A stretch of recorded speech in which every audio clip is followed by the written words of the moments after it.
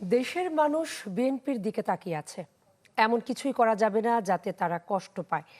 রাজধানীর নয়াপল্টনে এই ছবি বলেছেন প্রধানমন্ত্রী এবং বিএনপি চেয়ারপারসন তারেক রহমান। নির্বাচনে নিরঙ্কুশ বিজয়ে সরকার গঠনের পর সন্ধ্যায় প্রথমবার দলের কেন্দ্রীয় কার্যালয়ে যান তিনি। বৈঠক করেন সিনিয়র নেতাদের সঙ্গে। নগদ নিয়ে এলো হার না মানা হার অফার।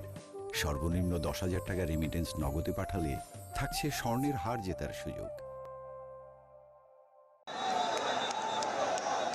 3 মাসেরও বেশি সময় আগে বিএনপির কেন্দ্রীয় কার্যালয়ে এসেছিলেন তারেক রহমান। তখন ছিলেন দলের ভারপ্রাপ্ত চেয়ারম্যান। সংসদ নির্বাচনে নিরঙ্কুশ বিজয়ে সরকার গঠনের পর প্রধানমন্ত্রী এবং দলের চেয়ারম্যান হিসেবে ফের নয়াপল্টন অফিসে তারেক রহমান।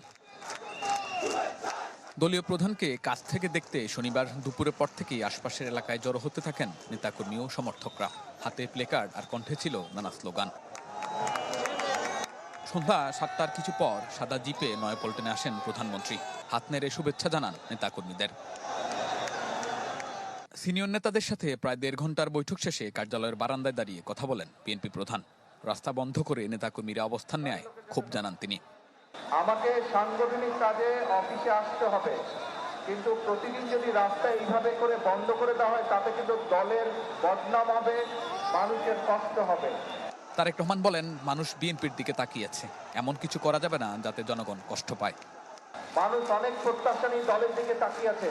কাজে এখানে যে সকল নেতাকর্মী আছে, সারা দেশে আমাদের যে সকল নেতাকর্মী আছে, আমাদেরকে ধৈর্য ধরতে হবে, আমাদেরকে আইন শৃঙ্খলার ভিতরে থাকতে হবে এবং আমাদেরকে মানুষের পাশে দাঁড়াতে হবে।